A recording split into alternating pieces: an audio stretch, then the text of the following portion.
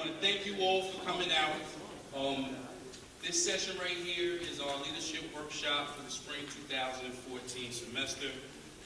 And I have a big feeling, because I'm excited myself, that you're all going to enjoy it. The speaker that we brought in is very gifted, has been very motivational. I've learned a lot from him in a short period of time, right? We only met in person the first time today, all right? He specializes in working with the millennials, in team building, right? So today, some of the things that he'll cover with you all is how to encourage growth in others, right? To identify your individual strengths and how to utilize synergy to bring more out of your organizations. And most importantly, I'm hoping that you will leave with the motivation to never give up. So without further ado, I'm going to bring out the nationally recognized selling author of How to Create a Successful Image, which I happened to read and thought was very, very good, Mr. Carl Latting. Let's give him all a round. All right, I need everybody to stand on their feet, stand on their feet. Oh my goodness, you can't be tired. All right, I want you to repeat after me. Say, if it's going to be, it's up to me. And I only choose to see the positivity. I control what I think, and I control what I feel. I know I'm great. And that's for real. Okay, have a seat. Give yourselves a hand. As Jamil said, we had a great time this morning with staff. My name is Carl Latting. I bring you greetings from the city of Las Vegas, Nevada, where it was 75 degrees when I left this morning, yesterday. But when I arrived here, I experienced what you guys are calling the polar vortex. I was hit with that blast of cold air. In Las Vegas, I am the CEO of Stretch Consulting, also a consultant with the state of Nevada's Office of Employee Development.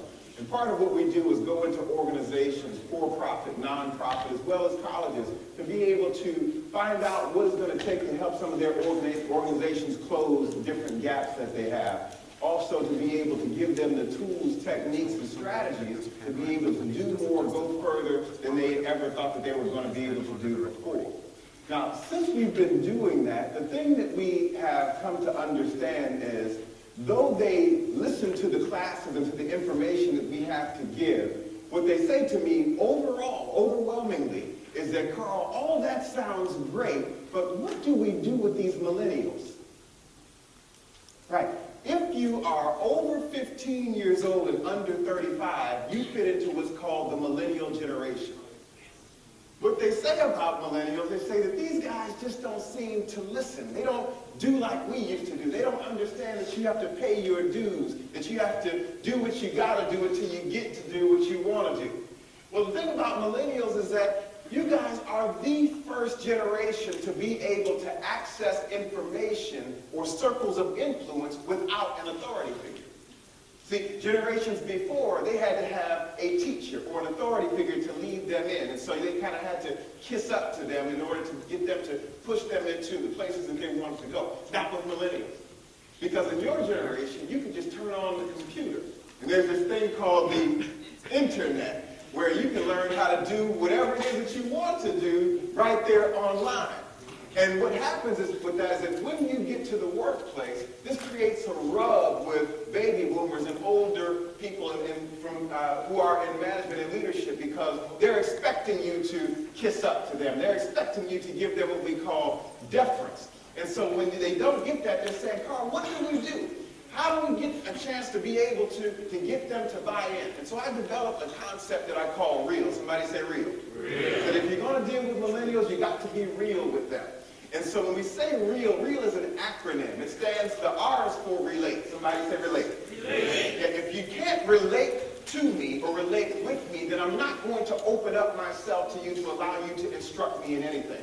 As a young leader, this principle still applies to you. If you expect people to follow you as a leader, you have to be able to relate to them. If we don't have relationship, then I'm not going to listen to the things that you say. I'll let those things hit me and then bounce off me or roll down my back like water off a duck's back. And that's what's happening in some organizations for the lack of relationship. Because when we relate and we have relationship, that's where we can introduce things like empathy and like forgiveness, where I'm actually interested in who you are, that I can show you through my actions that I'm invested in your future success. Because what used to be with baby boomers is that when they came to the workplace, they decided they were going to stay there 20 or 30 years until they retired. However, studies show amongst millennials that 74% of millennials do not plan to stay at a job more than 3 years before they move on. That's a problem for baby boomers. They say, well, what do? Well, we have to be real. Let's first relate. Then we have to do the E, which is to engage. Somebody say engage. Engage. Right. To engage somebody means that I have to make them part of what I do. Give them ownership. If I have a team and I am the leader of that team, I can't be the big I and make them the little you. I have to make sure that everybody has a sense of ownership in the goals that we're trying to achieve together. I have to be able to engage them. And so when we talk about engagement, there was a coach named Phil Jackson. Anybody remember Phil Jackson? Yeah. Some people do. Phil Jackson, he coached the Chicago Bulls when Michael Jordan was there. And he said that the way he related to Michael and the way he engaged Michael was as a brother. He said so to be able to deal with these different mentalities and these God complexes that he had on the team. He was coaching Michael Jordan and Scottie Pippen and Dennis Rodman at the same time. So how do you get these divergent personalities to come together to coalesce around a vision? You have to be able to relate to them and you have to be able to engage them. He won 6 championships there. Then he left and he went to the Los Angeles Lakers, where he had players like Shaquille O'Neal and Kobe Bryant who did not get along with each other. But when Phil said that, he said the way I engaged Kobe was I related to him as a son because I had 2 twin sons that were the same age as Kobe at the time. And so I found a way to relate to them. As the leader, you don't sit back and wait for people to come to you. As a leader, you go out and get them. Okay? You have to decide what type of leadership do you have. Are you a hunter or are you a fisherman? Okay? What's the difference? The difference is that a hunter is looking for the thrill of the kill. They'll wait and watch, and then when they find their kill, the deer or the rabbit or whatever, boom, they shoot fire, that's it. They enjoy that. But the fisherman is different. What the fisherman does, he studies the habits of the fish. He knows what they like to eat. He knows where they congregate, what time of day they come together.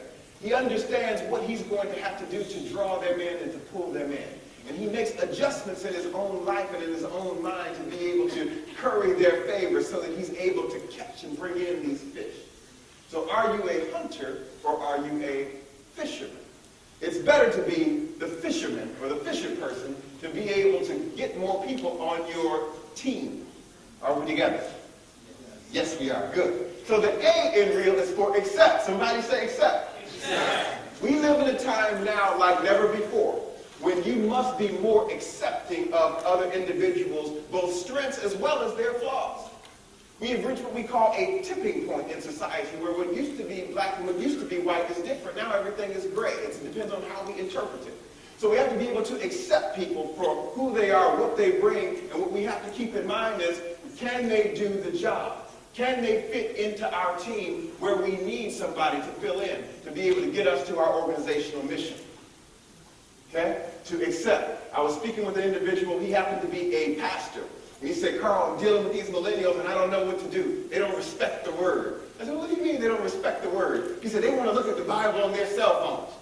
I said, well, it is the same thing in the paper that it's on the phone, right? He said, yeah, but they don't respect the word. I said, see, this is the A. This is where you're going to have to accept them for the way they go about doing it.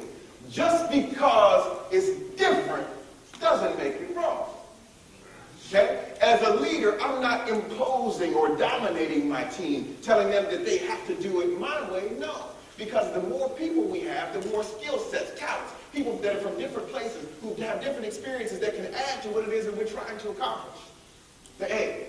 And so the L is for lead. Somebody say lead. Lead. And that's why we're here today, to discuss some leadership principles. I'm not going to dig deep into leadership more as a primer or to make us aware of some things that are associated with leadership. I'm very happy with where I am in life, and I have so many other things that I seek to accomplish.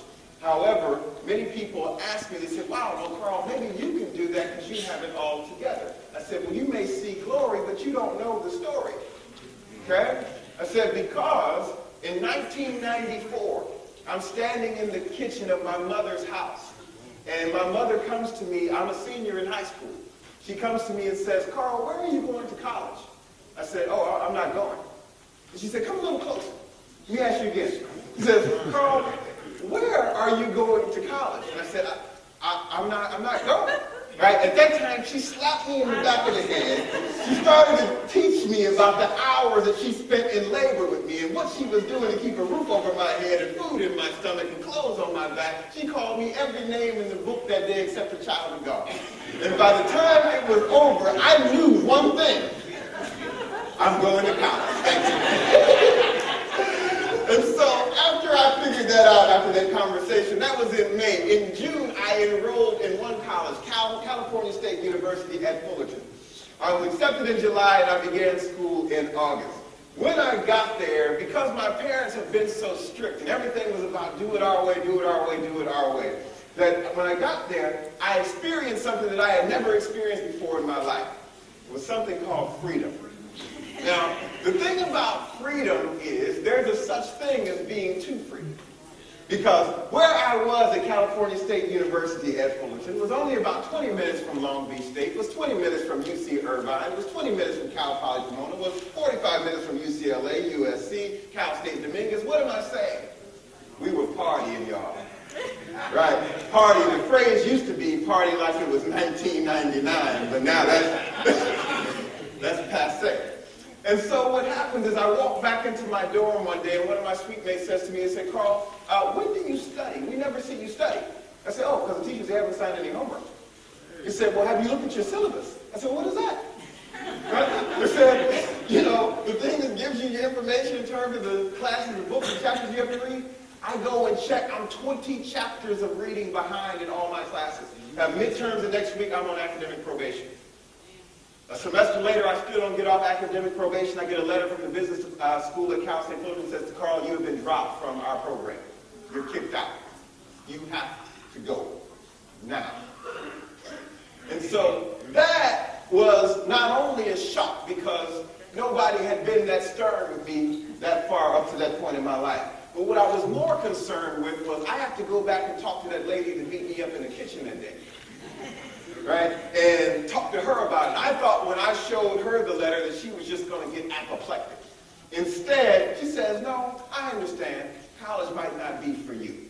But you have 30 days to vacate these premises. You can't stay here. Yeah. She said, that's how that works. You're right. That was my first experience with the toughest love that somebody could show. And so I had a friend who had just graduated UCLA that was going to Las Vegas. So I said, well, I may as well go with you. I can't stay here. Get to Las Vegas. He leaves and he moves to D.C. So I'm stuck in Las Vegas. Okay? Now my car breaks down. Now I'm taking the bus 2 hours to work. I'm working at a collection agency. Terrible the pits. Right? Sometimes I didn't know where my next meal was coming from. Called my mom and said, Mom, I don't know how I'm going to make it. My car broke down. I'm taking this bus 2.5 hours. You don't understand what it's like to walk from the bus when it's 115 degrees. She says, life is tough, ain't it? And she hung up the phone. Right? And so I knew at that time, I've got to get it together. I can't live like this. They're showing me that nobody is going to do anything for me. Okay? I have to do it myself. First lesson of leadership. Leaders go first. Leaders go first. When you have people that are saying, you guys go do that and you guys go there, no. Leaders say, follow me. I'm going. My first lesson in leadership leadership was that if I don't do it, it won't be done. I have to go first. So what I did was I went to talk to an individual that I heard speak. He was an executive at a large organization in Las Vegas, and he agreed to be a mentor for me. And one of the things that he said, Carl, the first thing that I need you to understand if I'm going to mentor you is that you're going to have to get out of the box. Somebody say, get out of the box. Because my mind had told me that, hey, I need things to be done for me. Somebody should be giving me this and giving me that. And if they don't do it, then, hey, is something wrong with them? He said, no, you have to get out of that box of thinking. Let me explain that to you. Let's say that there's a child that is born. That child needs help developing an organ. So they take that child and put that child into an incubator, a box. From the incubator, they put the child into a bassinet, another box. From the bassinet to a crib. Goes to preschool, you give you a sandbox to play in. Get to first grade, we're going to give you A, B, C, D, F. This is how smart you are. This is how unsmart you are. Other boxes. Graduate high school, say, I want to go to college. They say, well, you're going to have to pick a major. Choose one, jump in the box. Okay? Now, finish college, and I say, you know what, I want to go work at that company. They said, cool, come on, we'll hire you, but we're going to give you a cubicle. Box. If you do really good in that cubicle, we're going to give you an office, a big box. And if you're good there, you're going to work there till you're 65, retire, and die, and we're going to put you in a... I got to get out of the box. I don't want to stay there. Because what happens in life, if you don't go first, if you're not the leader, then the box will choose for you. Some people are waking up saying, wherever the day takes me. The leader has already planned out what's going to happen on today. Instead of life just happening, people say, oh, stuff just happens. No, no, no. Instead of life just happening, you should be happening to life. That's what the leader does. The leader tells tomorrow what's going to be. As we said, if it's going to be, then it's up to me. So leaders plan. They have expectations. When they did a study, they showed that the 12 richest people all have the same thing in common, that they meditate every day. What does that mean? That they take the time to mentally construct what the day is going to be like. Right? Before they get to a meeting, they've already been there before in their mind. Because life is just not happening to them. They understand their power of leadership to be able to lead the day and lead life. If I'm going to follow somebody, you had better have a plan. You had better know where you're going. Okay? Leadership. Leadership. That's the first principle of leadership. Second thing, when it comes to leadership, is that a leader is going to have to be enthusiastic. Somebody say enthusiastic. Enthusiastic. Woo, that didn't sound too enthusiastic. So what we're going to do, let me get some help here. What's your name? Enthusiastic. No, you're coming too. Come on up here.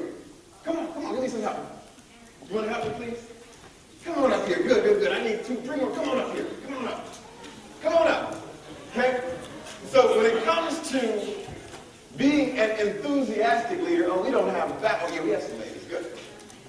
When it comes to being enthusiastic, it's important that we understand that our enthusiasm affects other people. Okay? The word enthusiasm comes from a Greek word which means entheos. That means the God in you. So when you see people that aren't enthusiastic about what they do, you say, oh, that's the devil right there. Okay, so this is what we're going to do. You guys ready to help me, right? Okay, good. So I need you to do this. You are going to say, to be enthusiastic, you have to act enthusiastic. You have to act enthusiastic. Okay, good. Now, I also want you to put some actions with it. So you're going to say, to be enthusiastic, so let's try it. To be enthusiastic, you have to act enthusiastic. You have to act enthusiastic. Now, we're going to try this 3 times. Okay? And after we try it, after we do it the 3rd time, after number 3, we're going to go, yay! Ready? I see a lot of faces up here like they said, oh, I'm resistant to that. I'm not sure. Now, before I go on, this is very important about leadership. Because the fact of the matter is that one of the chief things that a leader must be able to do is to present. They say that glossophobia is one of the things that most people are afraid of in terms of speaking in public. Why? What are they afraid of? Because I'm afraid of what I think you think about me. Okay? The leader is not concerned with that. Because the leader knows who they are. And we have an exercise coming up to illustrate that. It's going to be good for everybody. Okay? So, are you guys ready? Yeah. 3 times. Okay? 1, 2, 3. To be enthusiastic, you have to act enthusiastic. To be enthusiastic, you have to act enthusiastic. To be enthusiastic, you have to act enthusiastic. Yay! All right, we're in the air. Congratulations. Now, what I want you guys to pay attention to from that exercise, this is leadership, guys. From that exercise, I want you now to look around the room at everybody's face. Okay? Because what just happened there is that the leader went first and they were able to change the state or impact the atmosphere of the room. Okay? That's what leaders do. Is that when they walk in, things change. When you change your state of mind, it changes your physiology. If somebody was to come into the room just like this, nobody might not even pay attention to him. Another man or woman might walk in this way. And when they leave, people say, who is that? Who is that? They look like somebody. Okay? So that exercise like that impacts the room, changes the atmosphere. This is important about leadership. Okay? Because if I can impact the atmosphere, after an atmosphere has been sustained over any length of time, it creates something that we call a climate. Okay? After that climate has been sustained for any length of time, it creates what we call a pattern of thought. It's what people become used to. People in that area, that vicinity, that organization, they begin to think in accordance with that climate. After a length of time, it creates a culture. And culture dictates behavior. One of the things that we're seeing in America right now is a cultural revolution in so many ways. Because what we understand is that we have things like technology and Facebook and Twitter and all these things where people are able to voice their opinion real time right now. It used to be before the internet came, depending on where you lived, the different styles and different songs might have been slow getting there. Now everybody gets it right now. And so because of that, people are voicing their opinion. And some people say, I agree with this. Some people say, I don't agree with that. What we're looking for is leadership. And the thing is that it's missing because we need individuals who know who they are, who have a plan, who are willing to go first, who are absolutely dedicated to changing the atmosphere in their blocks, their communities, their organizations to be able to advance goals. Are we together? Yes. Good, good. And so then, after we've looked at leadership from that perspective, the next thing that leaders do that they have is a vision. Somebody say vision. Vision. Vision, vision, vision. Vision is so big and it's so broad. Inside of vision, it has so many different chambers and compartments. What vision is able to do is that vision is able to allow us to connect what is to what can be. When I do that, that means let that marinate. It allows or connects what is to what can be. See, the thing about vision is that most of us have had hard times in life at some point. Somebody may be going through a hard time right now, or those who are in your circumference, your circle. But when I have vision and I'm trying to connect what is to what can be, then it becomes that visionary system within me that's projecting a better future than what I'm currently experiencing. See, when I'm able to articulate vision to other people, that's when they're willing to follow me. Some people have vision, but they can't articulate it. Others are not willing to. It's important that I understand that I have vision. Okay? Vision allows me to move forward. Why? Because many of us get trapped in our present because we're focused more on the things that happened yesterday, the past. It's vision that stops the past from getting into my present that allows me to move forward. There's 4 things that a vision is according to Dr. Dana Carson. He said that a vision, number 1, is an inscription. Somebody say inscription. Right, it's written. Is your vision written? There was a study done at Harvard over 30 years ago that had to do with those people who wrote their plans down and those who did not, their goals. What they found was the level of success was exponentially more for those who wrote their visions down versus those who did not. Vision. It's an inscription. It's written. Raise your hand if you have written goals somewhere. If you don't, you want to make sure that you do that soon, expeditiously. The goals that I have them on clip charts, and they're on my walls in my bedroom and in my hallway. I want to make sure they're ever before me so that I can see them, because it's not about sitting at home relaxing all the time. As a matter of fact, I love to kick it and love to chill to the point that I don't even go in my bedroom when I'm at home if I have to work, because if I see that bed, right, I'm laying down. Okay? And so you have to know what your strengths are as well as your weaknesses. Okay, so vision number 1 is an inscription. Number 2, vision is a description. Somebody say description. It's a description. It should describe in detail what it is I'm looking to accomplish. There's many people that I meet all the time that say, oh, I heard you wrote a book. They say, I'm working on a book. I say, oh, okay, how long? Oh, it's been about 5 years. 5 years? So it doesn't take that long, does it? He said, well, I know what I want it to look like. I know what I want to say in it. I just don't know how to do it. Okay? It's a description, the vision. It tells you when to go, when to stop, when to turn left, when to turn right, who to go to for help, who to get assistance from. A vision is an inscription, and second, it is that description. It should describe in detail how I'm going to get from where I am to where I want to go. There's somebody in the room right now that has a small goal, that I just want to increase my grade by 1 grade. What will you do? Visionaries, they must have good habits. Simple. Other speakers and writers, they might call it good rituals. Because your life right now is the result of your rituals, whatever it is. Whatever you do on a regular basis has produced who you are right now. Some people you can look at and you know what their habits are. Right? If a guy works out a lot, you can look and say, oh yeah, I know, he works out 4 or 5 times a week. I can see his habits. Okay? Description. Third thing that a vision is that it is a prescription. Say prescription. A vision is a prescription from the standpoint that the reason that you have it in the first place is to cure what ails you. Because it ails me to not have what I want to have or be where I want to be. A person of vision can't stand being in the same place next year that they are this year.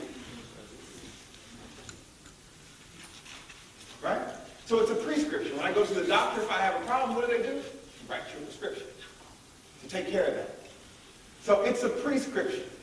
And the fourth thing, and to me the most important part of a vision, especially for the leader, is that a vision is a subscription. Somebody say subscription. Subscription. If I am not able to get people to subscribe to my vision, then I won't have any followers, which means that I'm not a leader. Okay? The first person I'm trying to lead is who?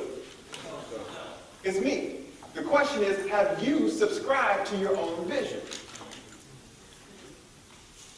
Right. From the standpoint that you won't even share your vision with other people because you haven't bought into it yourself. When I buy into my vision and I subscribe to it, then everything about me begins to change. Right? The way I walk, the way I talk, I start speaking in the future. I speak those things that may not have already taken place as though they've already taken place. Okay? Did I subscribe? When I subscribe, other people will subscribe. Are you with me? Good, good.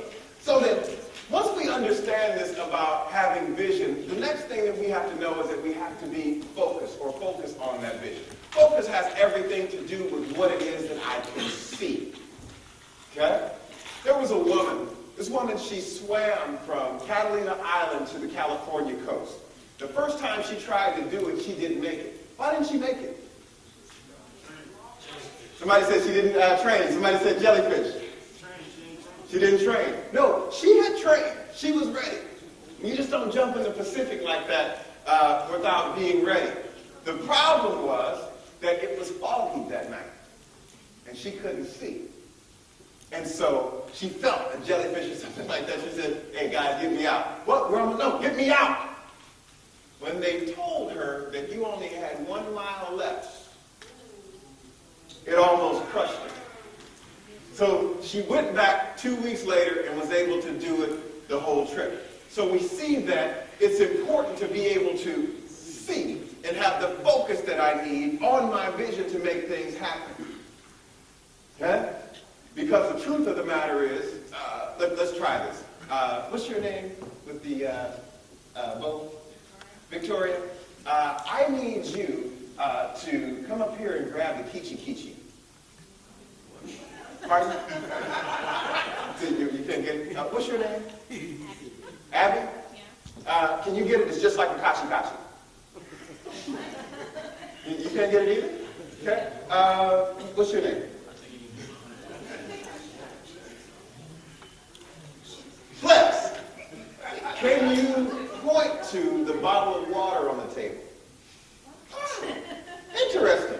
Well, why could Flex point to the bottle of water, but the other two ladies weren't able to make a move? They know what I'm saying. Somebody said the language. Words paint pictures. Okay? Words paint pictures. If I say to you, look at the big black dog, in your mind you don't see B-I-G-B-L-A-C-K-D-O-G. No, you see a big black dog. And so in this situation, you cannot do what you cannot see. So writing the vision allows me to see what it is that I'm going to do. So I put people develop things like vision boards where they cut out pictures and put it up there so that you can see and focus on what it is that you're looking to achieve or to have or to be. Okay? Focus. And so if I'm going to focus, then I need to be able to avoid some of the pitfalls that come along with being a visionary and being a leader. But before I do that, I need to understand that as a leader that I have to be emotionally intelligent. Somebody say emotionally intelligent. There is a study that is out right now. A guy named Dr. Daniel Goleman, he wrote a book on emotional intelligence. And what he deals with in that book is that if you're going to be a leader of any sort and you can't manage your emotions, you won't be a leader for long. Okay? Because the days of being dominant and talking condescendingly to the people who are on your team are over. Millennials, who are you, are not having that. Not at all. Right? And the thing about it is this, is that there were 85 million baby boomers who were born. That's why they call them baby boomers. There were so many of them. Right? And my generation was called Generation X. There was only 43 million. And we didn't like a lot of the baby boomers' rules, but our numbers were so small we couldn't do anything about it. We had to go with the flow. There are 79 million millennials, which means that your numbers are such that they have to make the adjustment to accommodate millennials. Okay? You see where I'm going? So it's important here to understand this about leadership and about being a visionary. That when they come in, when millennials are coming in, that we're making this accommodation for them to be able to get them inculcated into the things that we're doing.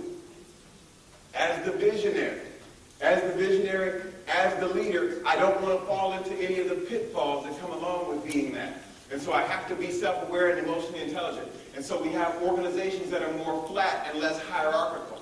Meaning that it used to be very stratified upwards. Now they're more flat where each member gets to say more and include more of their own ideas and opinions into whatever's taking place. If I'm emotionally intelligent, what do I do when I'm angry? He said, walk away. Right. And you might be right, because when I'm emotionally intelligent, I do the smart thing. The first thing is that I become self-aware. Okay? I'm aware of when anger takes place. The next thing I do is that I self-regulate. What do I do with this anger? Do I just unleash it? No. I'm going to regulate it and put it where it should be because of the situation. I'm smart with my emotions. The next thing that I am is that I self-motivate. I use that emotion to motivate me and push me to where it is that I want to be. And lastly, I'm going to show empathy so that I can have effective relationships. How many of you had relationships that have been blown to smithereens because of emotional outbursts? Right, because I was so emotional at the time I said things that I shouldn't have said. And because I'm mad about it and think it's their fault, then we just have this grudge and we don't talk anymore. Those people were important. Those people meant something to you. That's why you were friends in the first place. Being emotionally intelligent is important as the leader. Because all you are really is a bunch of words anyway. Did you know that? So let's try this exercise that I was talking about earlier. I want everybody to stand again.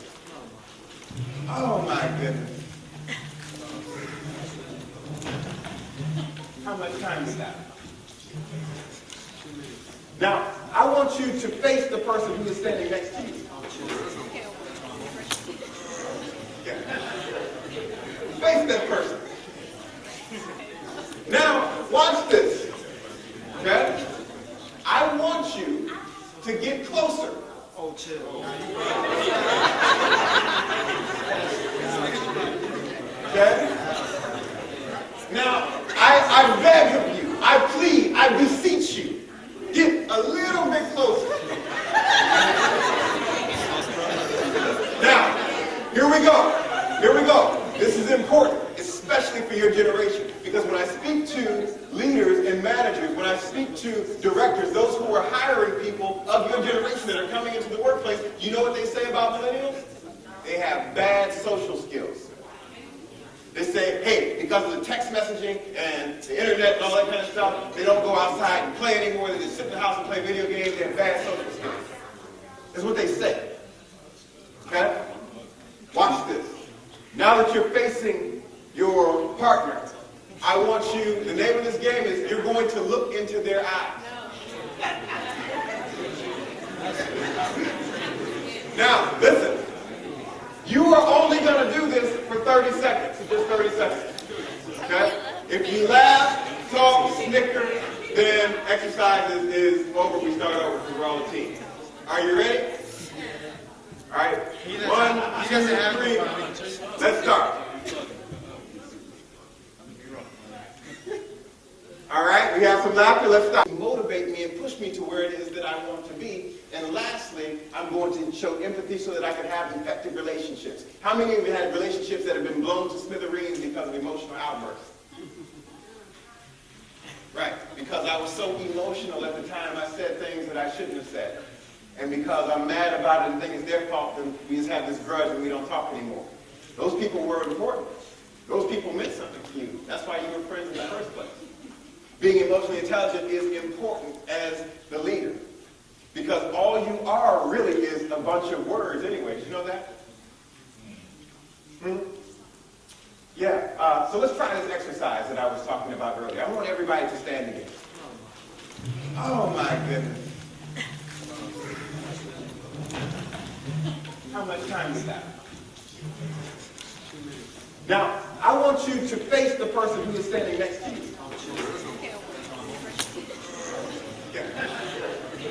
Face that person.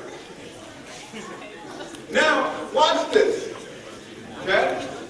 I want you to get closer. Oh, chill.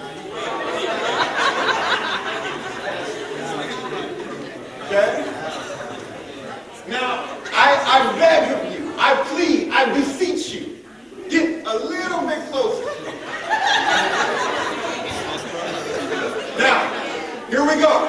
Here we go. This is important, especially for your generation. Because when I speak to leaders and managers, when I speak to directors, those who are hiring people of your generation that are coming into the workplace, you know what they say about millennials? They have bad social skills. They say, hey, because of the text messaging and the internet and all that kind of stuff, they don't go outside and play anymore. They just sit in the house and play video games. They have bad social skills. That's what they say. Okay? Watch this. Now that you're facing your partner, I want you, the name of this game is you're going to look into their eyes. Now, listen. You are only going to do this for 30 seconds, just 30 seconds. Okay? If you laugh, talk, snicker, then exercise is over. We start over because we're all a team. Are you ready? All right. 1, 2, 3. Let's start. All right. We have some laughter. Let's stop. Okay? Let's try it one more time. Okay, you're going to look into your partner's eyes in 30 seconds. You ready? And go. All right, stop. Have a seat. We only got 2 seconds there. Now, here's the point. Here's the point. In that exercise, in that exercise, many would say, yeah, see, I don't know if they're going to cut it. Say, because in the baby boom generation, if you don't look me in the eye, then I don't believe what you're saying. You're a liar. You have something to hide. You're shady. You're slick. That's from their generation. The question is, why is it tough to look into the eyes of another person? Especially for the guy, right? Because typically when you see two men talking, they talk like this. When you see women talk, they face each other, right? And so typically when you see two men that are facing each other, it's probably not good. They're about to fight or something, right? And so the question is, what creates the laughter? What creates the nervosa? Why? In America, we don't like people in our space. When you go to other countries, you'll find out everybody's all up on you. Okay? Because there's not as much space. Number one. Number two, what makes us nervous like that? Typically what it is because I believe that they know. Know what? That they know. Know what? That they know. What? That thing that nobody knows. Yeah, because we say we have secrets, but it's really not a secret because you told somebody. There are secrets that you have that nobody knows. The real secret. And when people are that close and look at me in the eye and say, you know what, let me laugh or talk. Why? Because that's a socially acceptable way to break this off. I don't like this. Okay? So then I should be thinking about what? Not what it is that they think about me. I should be saying and knowing what I think about me, who I am. If I'm more concerned with their thoughts about me, then I can't be the leader. They're the leader. You have to take your remote control back. What I mean by that is some people, they know how to play you. Yeah. They say, oh, here she comes. Watch this. Watch her jump. Yeah. Watch, she's going to go crazy when I say this. Watch. Right? And so the individual who's susceptible to that won't be able to lead. Okay? So what I should understand is I am educated. That I am a leader. That I am powerful. That I am creative. See, when you take the words I am, studies show that whatever you connect to that, your brain, whether you're an atheist or a believer, your brain connects that or recognizes that as God. I am sick of her. Now you're sick. Your mind is like, okay, let's do what she says. I am so tired. You're tired. Right? So I have to be able to put together what we call an I am list. Anybody historically who's done anything great always told you who they were. They asked Muhammad Ali, said, well, when did you know that you were the greatest? He said, well, how can you really say? Different styles, different times, different weight classes. He said, you guys started calling me the greatest when I told you I was. Okay? You have to say who you are, what you are. Put together an I am list. Write it down. Put it on your refrigerator, on your mirror, someplace where you see it every day, telling yourself who you are. Otherwise, the box is going to tell you. Remember the box? Okay? Good. So now, let's try it again. Everybody stay.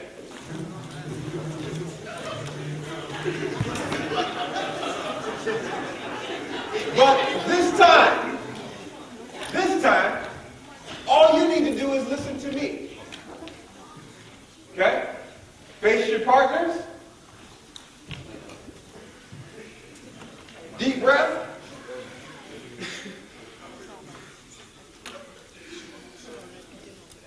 Let's begin. I'm great. I can do whatever I put my mind to. There is nobody like me. I'm creative. I'm patient. I'm loving. I can do whatever I set my mind to. I will achieve my goals. I'm successful beyond belief. Nothing can hold me back. Have your seat. Here's the other hand.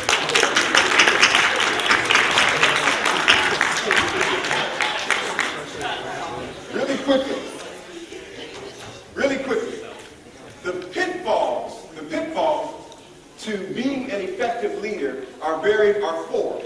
I'll name these and I'll close. first one is no plan. We already know that those who do not plan have planned to fail. I must have a plan. After I put my plan together, the next thing that I have to be able to do is be committed to the plan. The second pitfall is no commitment to the plan. Say no commitment to the plan. Right. Commitment says something very particular. Commitment says that something has died.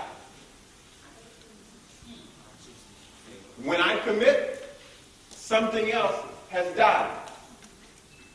When you go to a funeral, what they used to call it is a committal. That we commit this body to earth. You know why? Because it's going to be right there. Okay? When a man and woman stand at the altar and get married, it says that I'm taking you to be my lawfully wedded husband and my lawfully wedded wife, to have and to hold, forsaking all others. Just killed everybody else. Committed.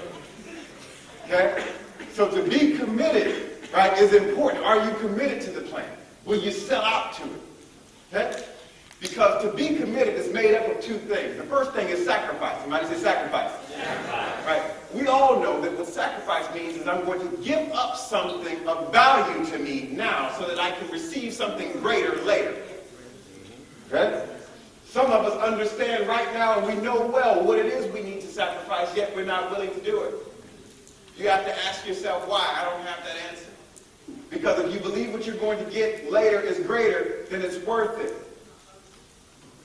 Let it go. Whatever it might be. It might be a relationship with somebody who's holding you back. Studies show that you are the composite of the 5 people that you spend the most time with. Sacrifice. The other thing that makes up commitment is discipline. Somebody say discipline. Discipline. Right. To be disciplined, inside the word discipline, we see another word that is disciple. Right. Okay? What is a disciple's job? To follow. To follow. So in this case, who are you following? Yourself. The plan. Yourself. So you have to trick yourself to do what you said you're going to do? Maybe. If that's what it takes. Okay? After we understand that we have to be committed to the plan, the next thing we have to do is to be ready to move. Leaders have a bias towards action. A lot of times you talk to people, they're always telling you what they're about to do. I'm about to do this, I'm about to do that. Hey man, what's going on with you? Oh yeah, I'm in the studio. Well, when do you get out? Okay? Have a bias towards action. To be able to put into practice and implement the things that you learn. Are we together? Okay? Good.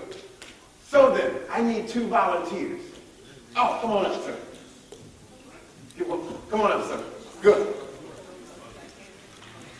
We're almost there.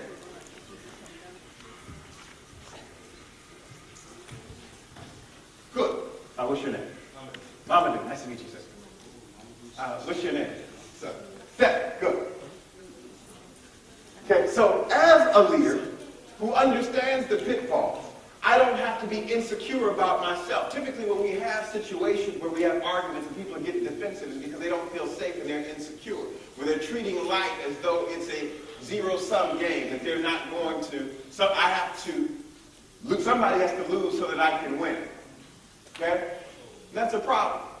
That's not what we need. The 21st century question that's being asked in academia is, how do we work together? How do we be together? It showed that millennials have delayed marriage by 10 years, a whole decade from the generation before. It said they only stay at a job just for 3 years. It said that it seems like they don't want to be together, that they want to treat things as though it's a zero-sum game. I don't know. I don't think that might be true, but let's see. Seth and Mamadou. Okay? You guys come to the middle here. Okay? You're just going to shake his hand. Just give him a tap. Right up here. Hold it right there. Okay? Here's the name of the game. Right? Here's the name of the game. Right? I want you, Mamadou, your goal is to get to his chest with your fist. Okay? Your goal is to get to his chest with your fist. I'm sure. You're all right. Don't worry about it, Mamadou. Okay? On the count of 3, right? 1, 2, 3, and go. All right, stop. Okay? Now, I'm going to try it with Seth. Okay, you ready? Stand right here, Mom. Okay, same thing. You ready? Now I'll work out. But I got man strength. Okay, are you ready? Somebody say 1, 2, 3. 1, 2,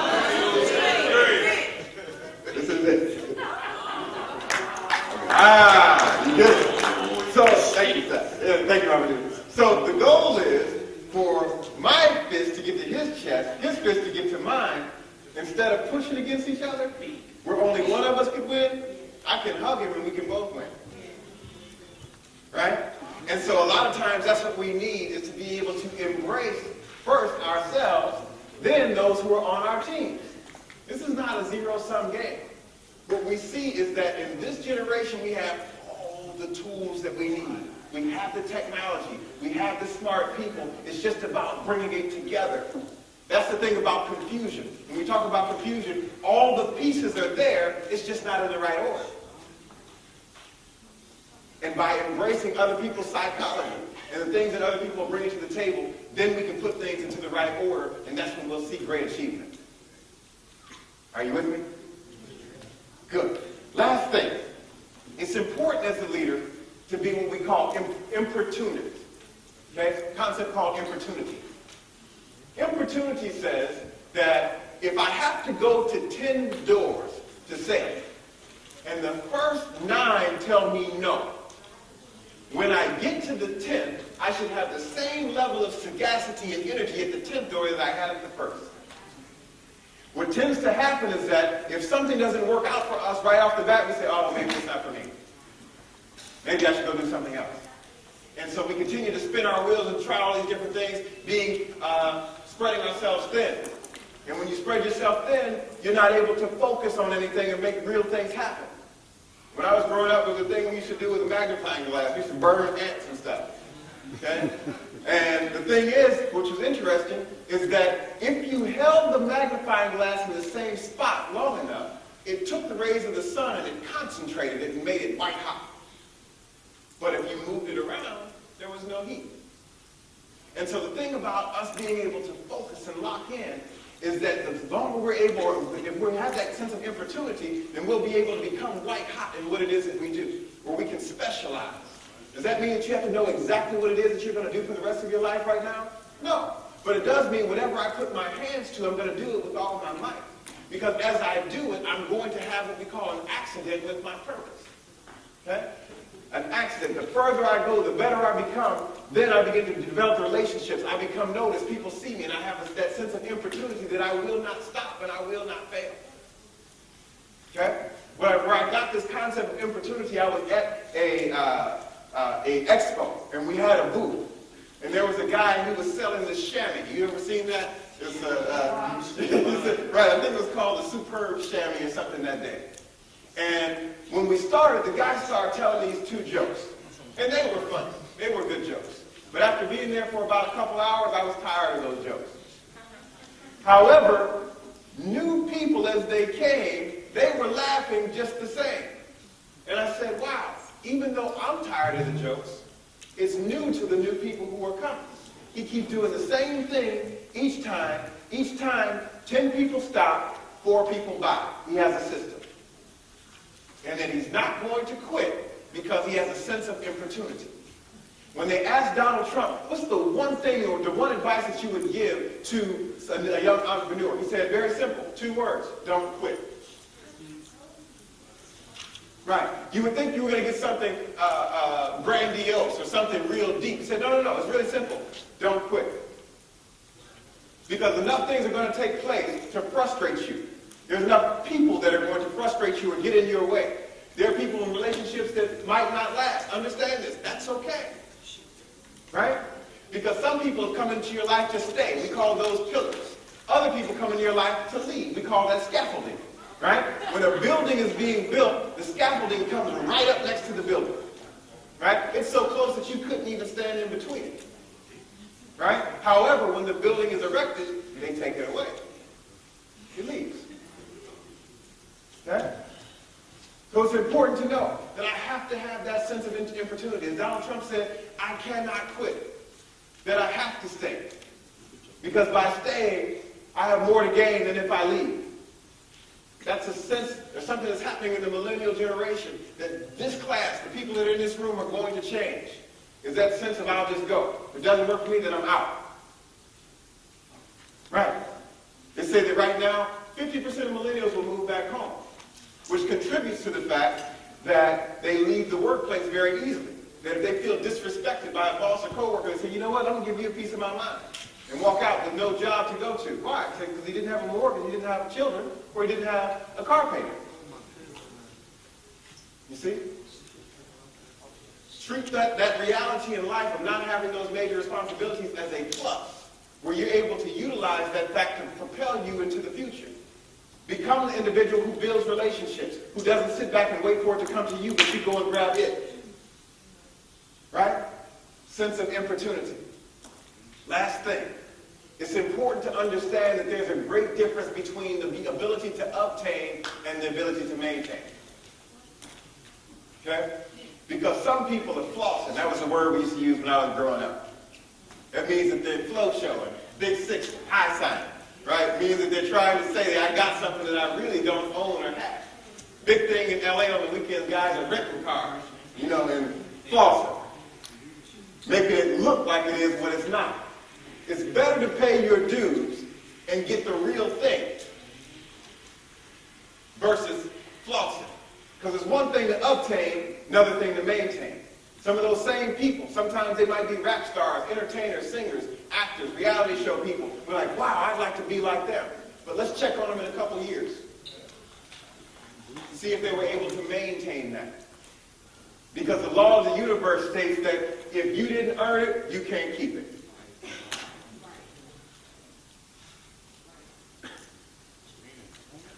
Yeah. And so right now, utilize the time to maximize your moment.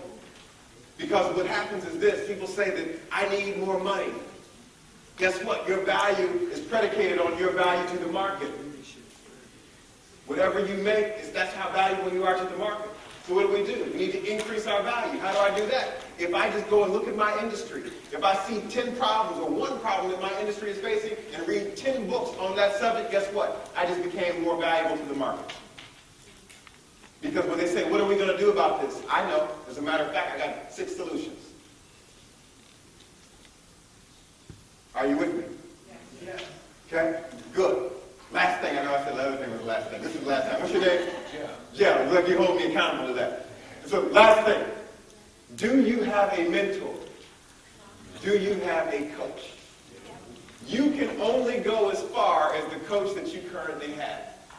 Does that mean that you have one coach for the rest of your life? My mentor, he let me know, and I knew that, look, I can't go on like this, that I got to finish school.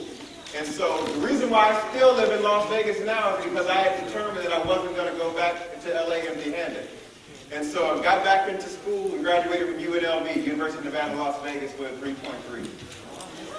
Yeah, it's amazing how much better you do when you have to pay for it.